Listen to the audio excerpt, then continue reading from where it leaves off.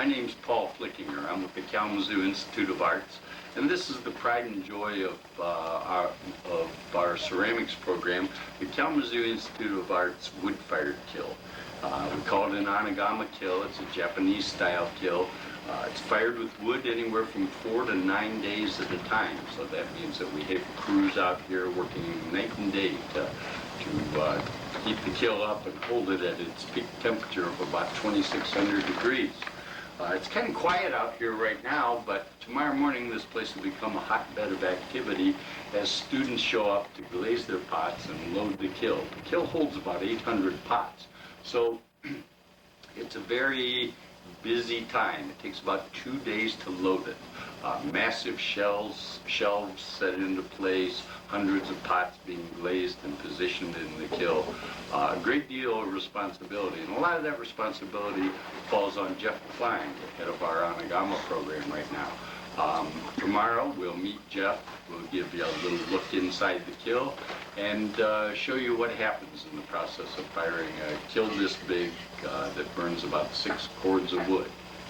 We'll see you tomorrow. Good morning. It's a chilly Saturday morning. We're here at the Kalamazoo Institute of Art Anagama kiln. This is the day we load. Outside there's a lot of students glazing pots. This is Jeff Cline. Jeff's the head of our Anagama program at the KIA.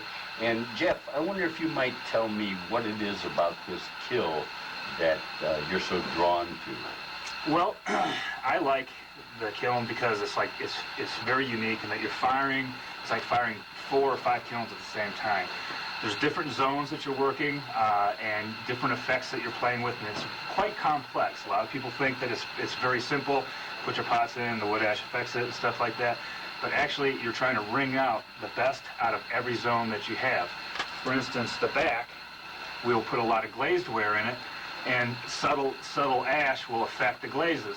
Instead of just being very plain and boring, it'll have nice, it'll give it some depth, some uniqueness that you don't find in other firings. It's irregular, and every firing's different. And so that's the different zones that we're playing. Like the area that we're at right now is the back zone. There's a lot of reduction. It's very oxygen starved back here. And then we have the middle zone, which is right here, which has more oxygen and stuff like that, and we get different effects here. For instance, like this cup, which has a flash effect on it. What has happened is that the flame has come in this direction with carrying the ash, and on the front side here, and on the back side, as a flame goes past it, the tonality changes, and this cup will never be repeated again. What about this pot, Jeff? This thing looks like it's about 1 million years old. How did this pot come to be? Well, this is one of the most unique things about wood firing in an Anagama kiln is that the firebox is included within the kiln. It is not a separate entity outside the kiln.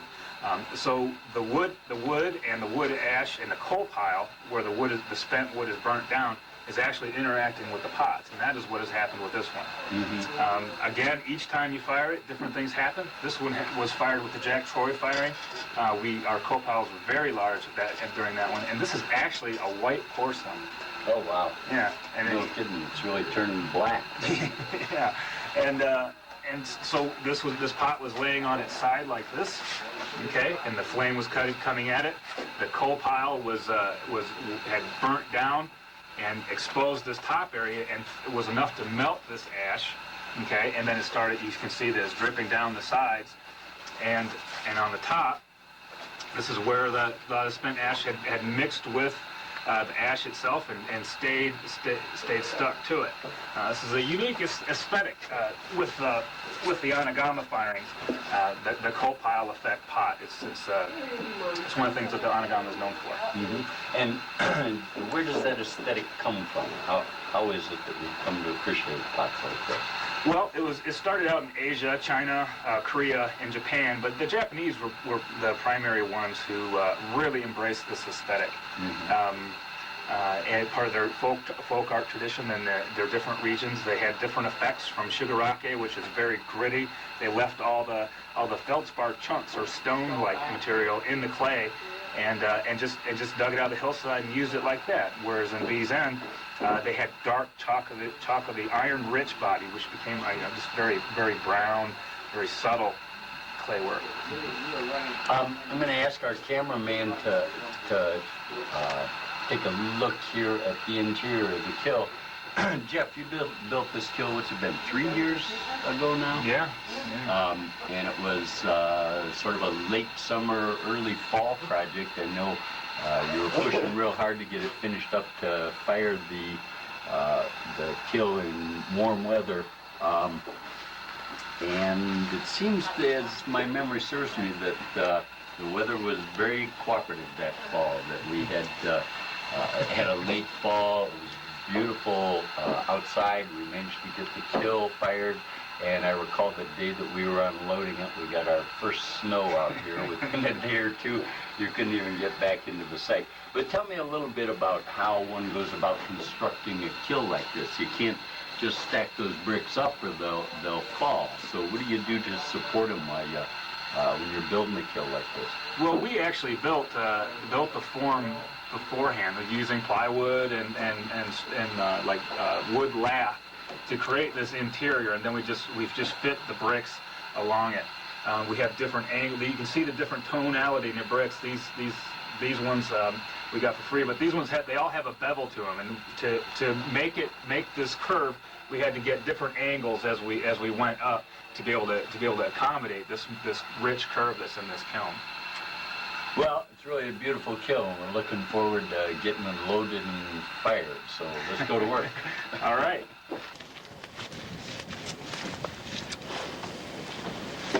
And I'll Fire. Cal, where'd you put your rebate one at? In the middle. In the middle. Good. Yeah. You too.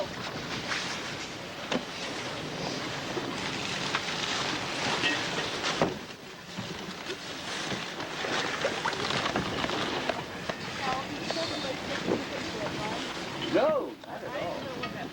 You are, huh? So what do I have to do to win it? Well, let's see. I credit the corner of my ticket. I'll pick out. Okay. I'm with it now. What do you? Well, how do I? Working, I don't know. We're going to, we're actually,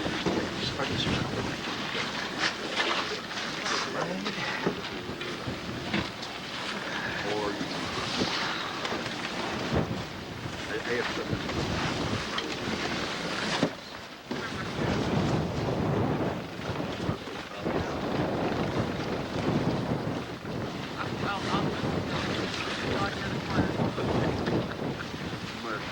Counting on it now.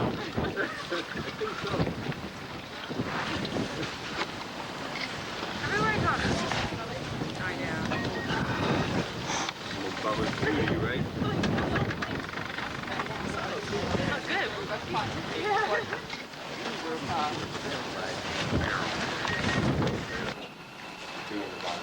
Okay, we're here on day 2 of the loading. We've had crews of students out here glazing, loading for 2 days, and we've got, what, Jeff, 3/4 of the kiln loaded? 2/3 of it?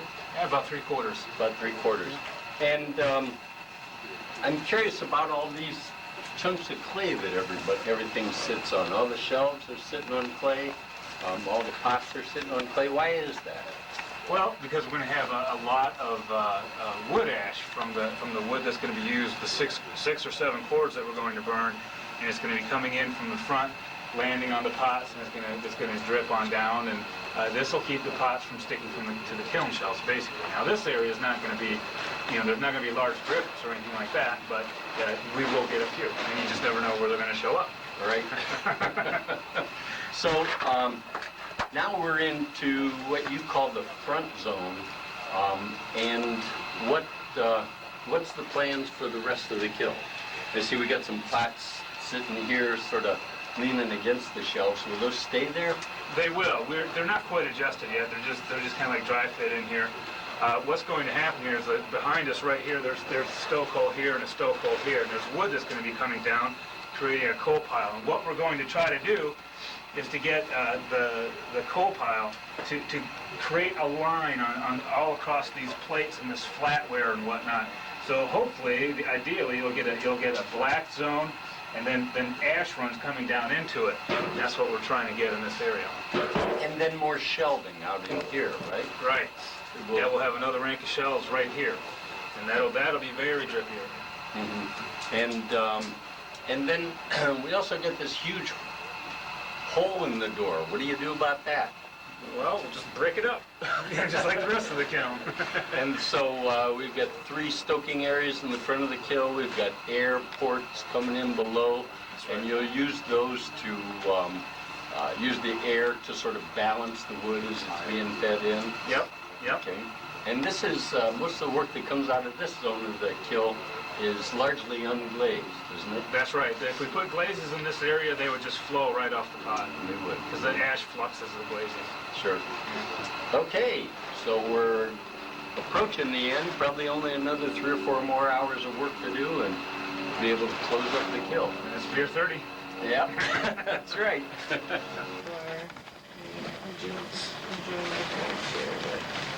It's Monday morning. We've had snowfall overnight. Classic Michigan weather.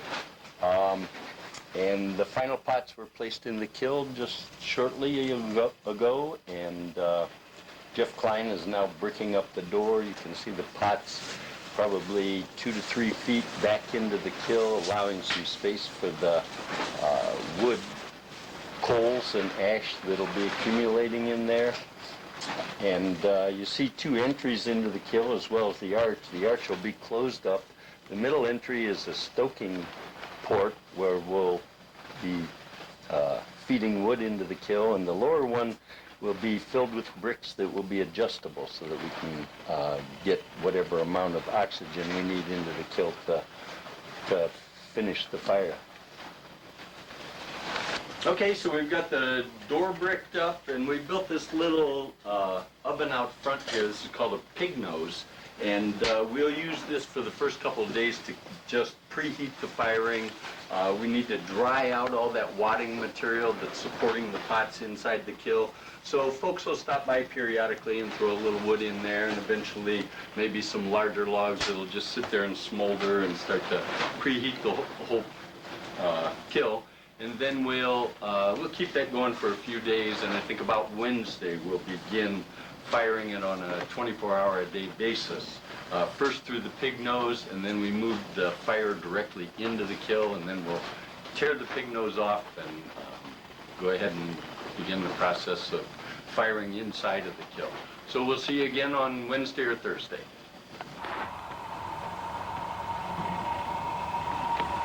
Hi, it's Friday night. We're here at the kiln. The kiln right now is about 2150, 2200 degrees. On Thursday, we took that construction we had on the front of the kiln off. We pushed those coals back into the kiln, bricked this up, and at this point in time, we're just trying to keep the kiln real hot at about the temperature that the ash will begin to melt. And this is what it looks like inside.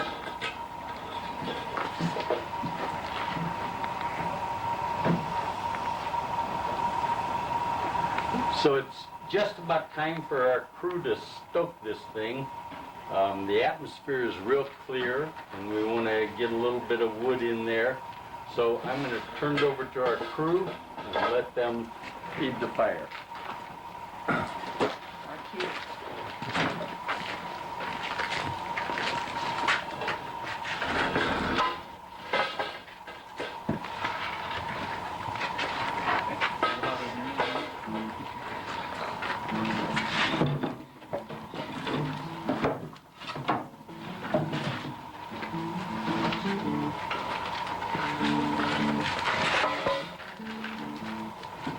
I think that's got to be a lot of back pressure.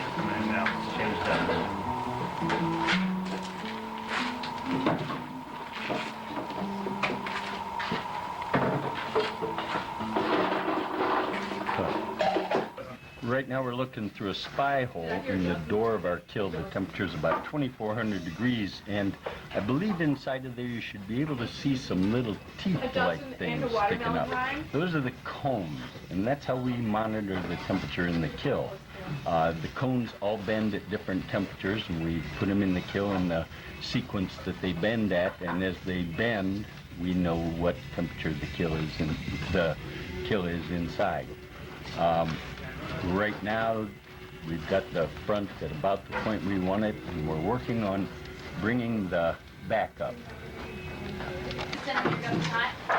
Maybe. It comes out. Yeah, I might. No, you want to stick the really long ones to the sides. Good. Going toward So like keep those this. communications Uh-huh. pretty well. Oh, yeah, yeah. Do you want to do that? Sure, if you want. I'd like that. In a couple of Oh, good. Go camping. Now we can stoke the middle and we'll be good up here. Something big up there.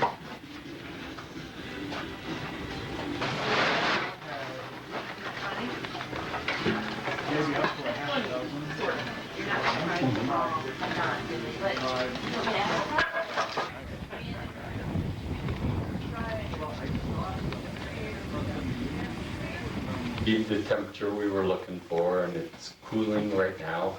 We're in the studio of Jeff Cline, the fellow who runs our Anagama program. And we want to prepare you for the opening of the kiln, which will come Easter Sunday.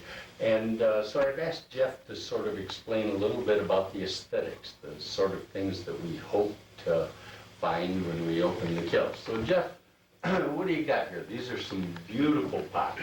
Well, like I said before, we were firing basically, it's one kiln, but there's all these different zones that we're playing. So what I have set up for you is 4 different zones that we're looking at. And so we'll start out with my favorite one, which is the firebox. Okay. Okay, well, this little fellow right here was laying down in the firebox like this. And this is one thing that I'm looking for. This is a porcelain clay body and has large chunks of chicken grit in it.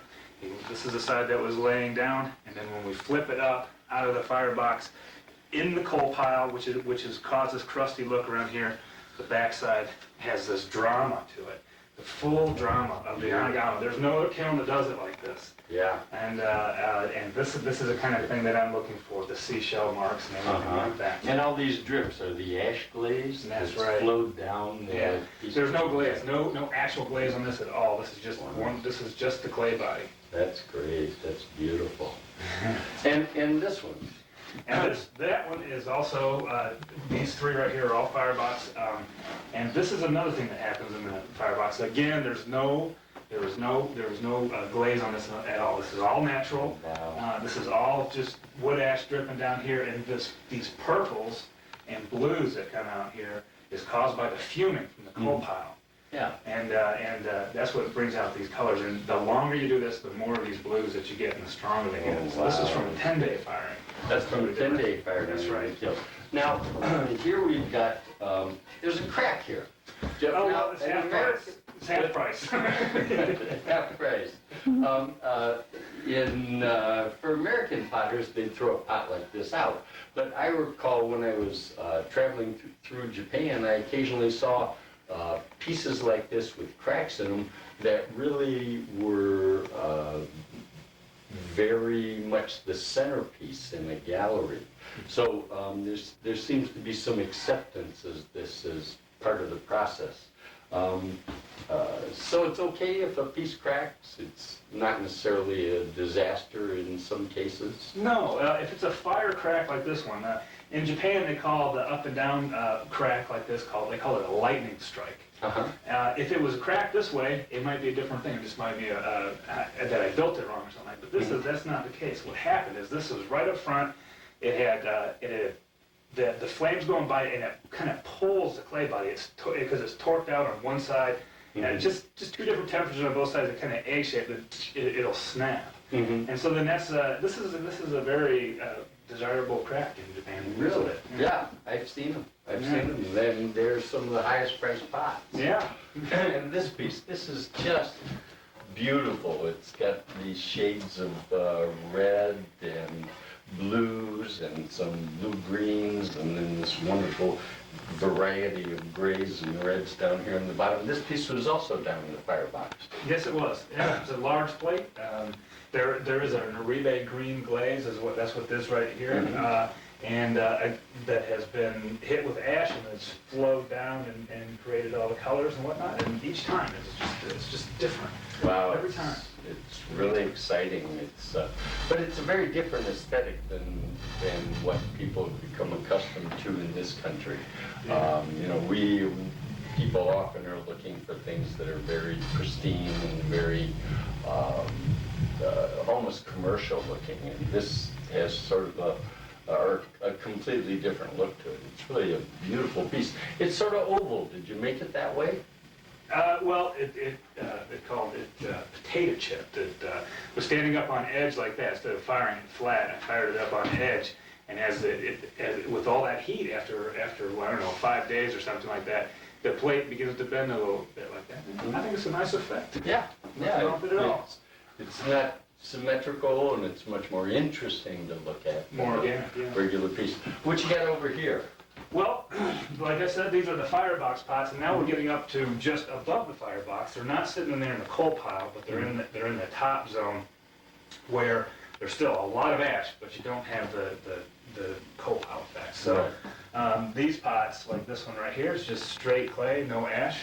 You can see how this is I'm sorry, ash. The ash has hit it and just flowed down the pot. It's just a sweet. So that one was sitting upright in the kiln. That's right. Yeah. And this one, which is very interesting, is that there's, again, no glaze on the outside of this one. It's only glazed on the inside.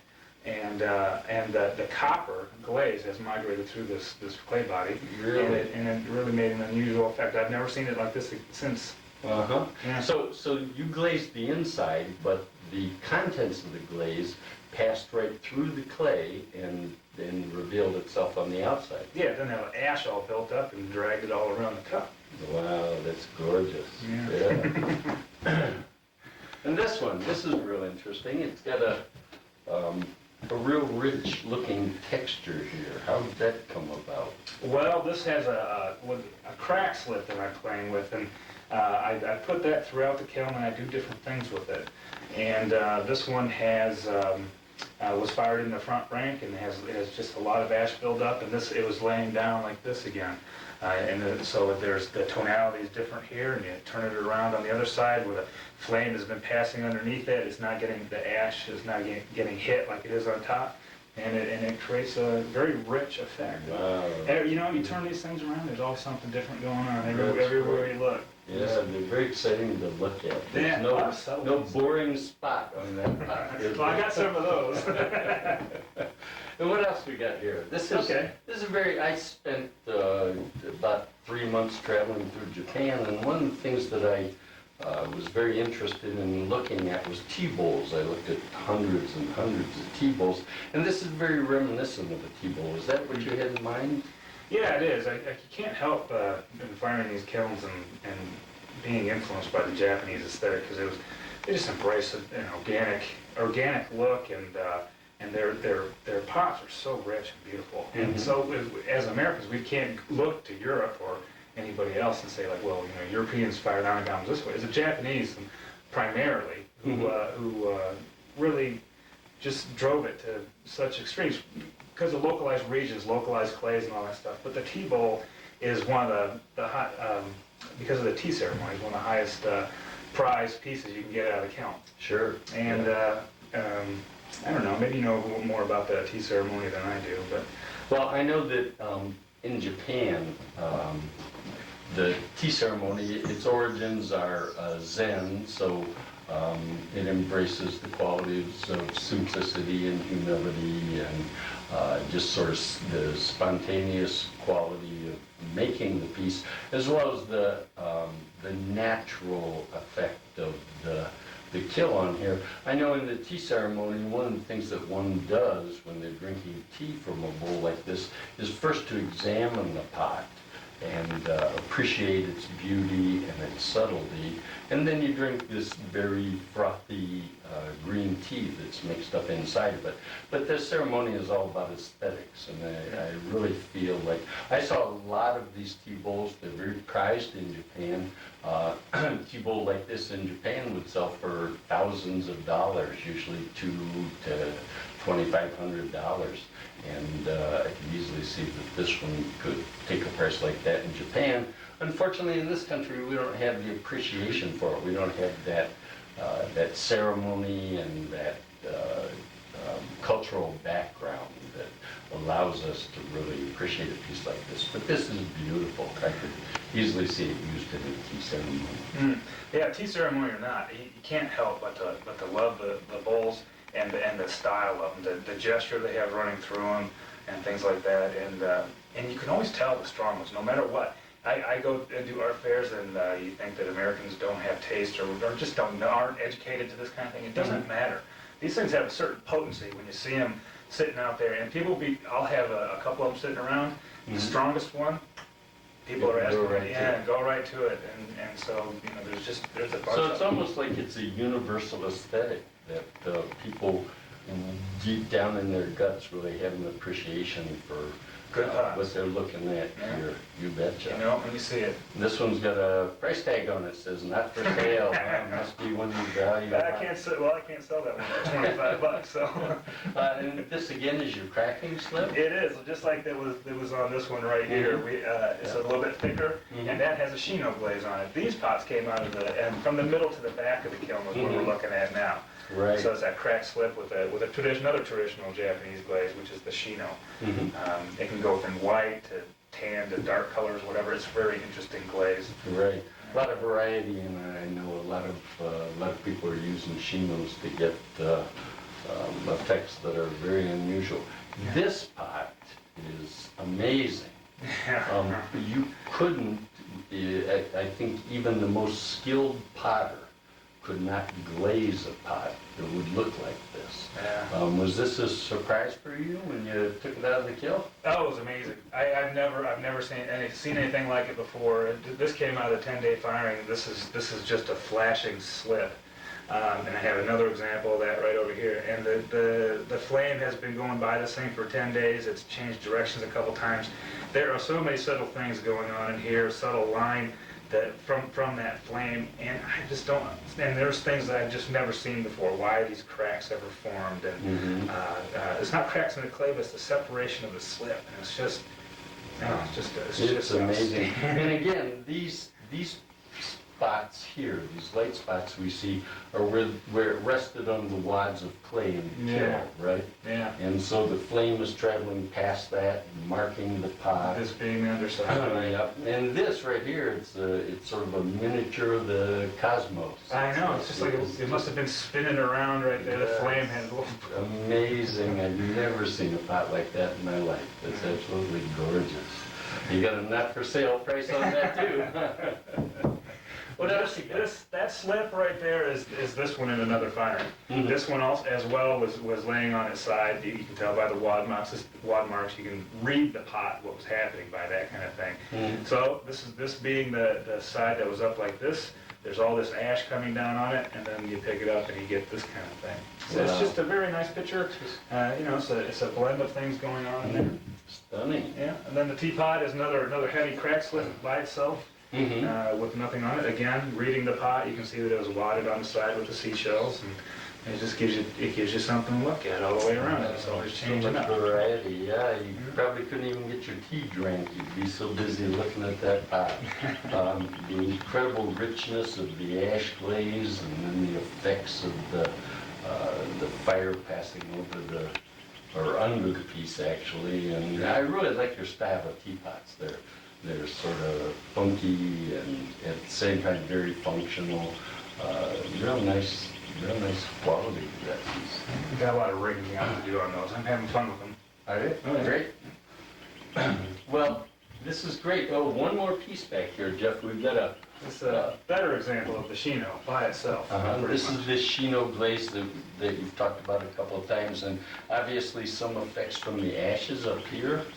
Well, this one's kind of interesting because what we did with this one is we put this, I had a large bowl and I covered it from the wood ash effect. Ah, okay. And so a little bit, but I kept it kind of high, and some wood ash effect did come in, and it just kind of has like an oil slick look where the wood ash did drift in right here. Mm-hmm. Yeah, so much variety from a single glaze. You couldn't plan that or execute that no matter how much you tried in a conventional kiln. It really illustrates the magic of the Anagama kiln. Yeah. Well, this is great, Jeff. I really appreciate your giving us this little lesson in aesthetics. And day after tomorrow is Easter Sunday. We'll be out at the kiln at about noon, and we'll open the door and sweep out the kiln and see what kind of magic the Anagama kiln is left for us. Magic is the word. That's what we're hoping for. Thanks very much, Jeff. I appreciate it.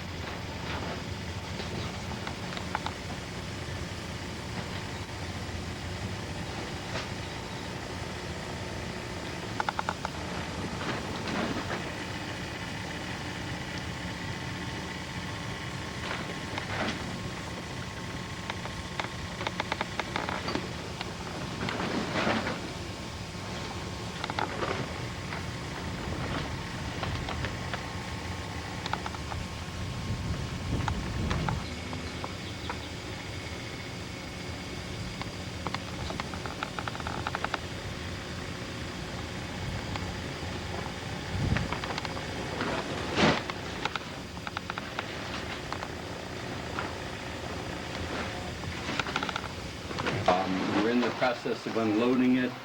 You see a lot of wadding here. This is where pots have been placed that have already been unloaded. And part of the magic of unloading is that each piece is handed out and down the line, and each person gets to examine the contents of the kiln. So I'll step aside here and let them finish the unloading. Paul? Let me grab those. Yeah, that is a sweetie. I like that little blushy Yeah, are those plates like all melded together? They might be. They kind of look like they work together in one spot. Here's a lid. Put that in your coat pocket there, Jim. Looks like yours. This one would be mine. I was just saying I like that blushy stuff. Yeah. Oh, I do too. Oh, you know, where are yours? I've got a little piece of Asking it, they bend up. What? The ones that have a little Oh, it is fine. Okay. Just little pieces of glass stuck on there. That piece one, I love. How's it going? See, I'm a happy camper. That is a score. Yeah, 3 out of 3 that I like so far. That is just play. Just little play pieces.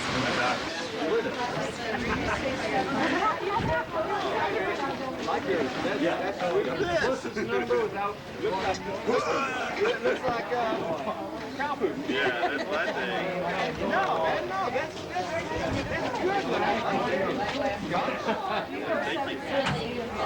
Just that.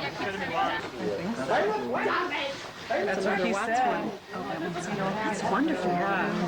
Stuff together. Yeah. Just a lid, which is absolutely inevitable. I like all those marks.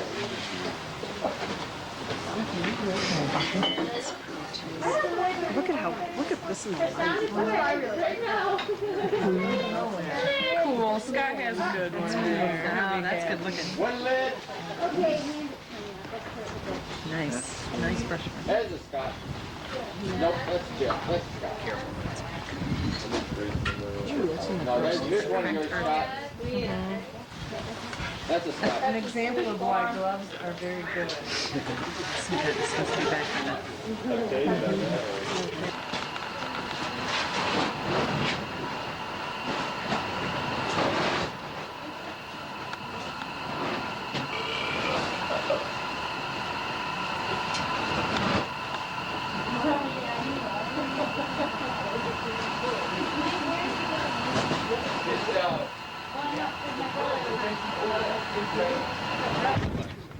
Okay, we've got the kiln loaded now, and this is the assortment that comes out of the kiln. As you can see, there's a tremendous variety that comes out of the kiln. These pots, when the pots come out, we unload them and stack them outside in the order that they come out of the kiln. So when we look up here in this area, we're seeing the pots that sat up in the firebox. We get some very dramatic effects. Many of them look like they're about 1 million years old. But that's part of the character of the Anagama, with the different zones in the kiln. We often get very different results. Here's a nice pot by Jeff Cline. This pot was fired upside down, resting on these seashells, which keep it from sticking to whatever it was sitting on top of. And you can see the dark areas that are down in the kiln, or down in the coal pile in the kiln. This area is covered with hot coals, and here you see the effects of the Shino glaze. Here, this is all ash. This pot's fired upside down, so all of this is ash that is settled onto the pot and then melded at the high end of the firing. We get a lot of these blacks and grays and those things that come out of the front of the kiln. And then as we move back, big platter fired upside down. You see the effects of the fire traveling around the wadding that's supporting the piece. And again, the aesthetics of this kind of firing is very different than traditional aesthetics. Beautiful example of cracking slip, giving a little bit more character to the surface of the piece. Again, the ash, which will come off of the pot, this pot will be cleaned up. And, I don't know, maybe I can do it. Just be a little bit nicer after I could do that. get some of that ash washed off.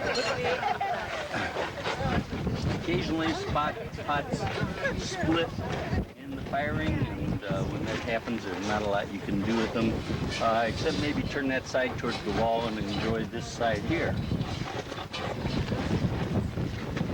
Careful, Jana.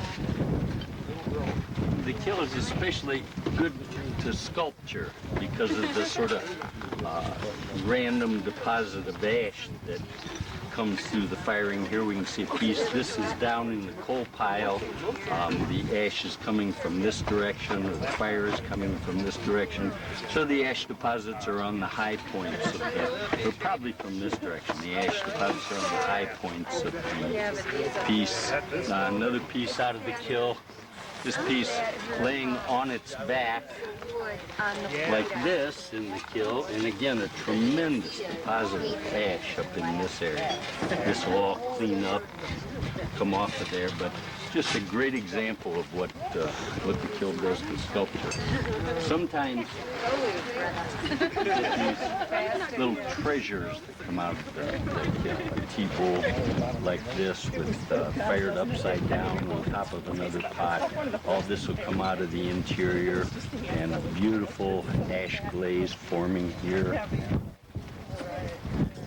Nice little plate with some cracking slip. Kind of variety that you can't get out of any other kiln. Just a beautiful porcelain piece.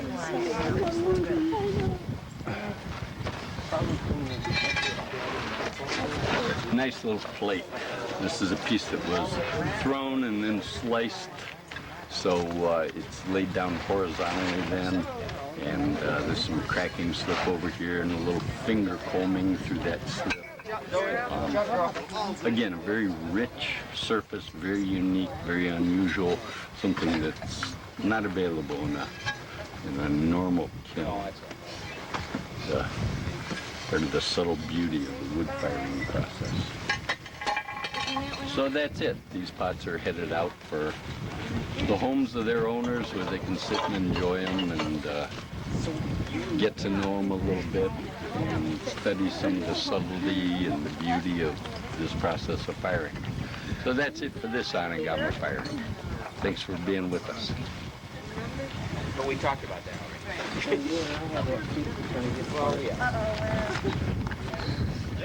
What's the one with the lid? Yep. Oh, I got that off. Came off really easy. No kidding. No, it's Grab anything? right here. Oh, awesome. Came off really easy. Cool. How did you do that? I just kind of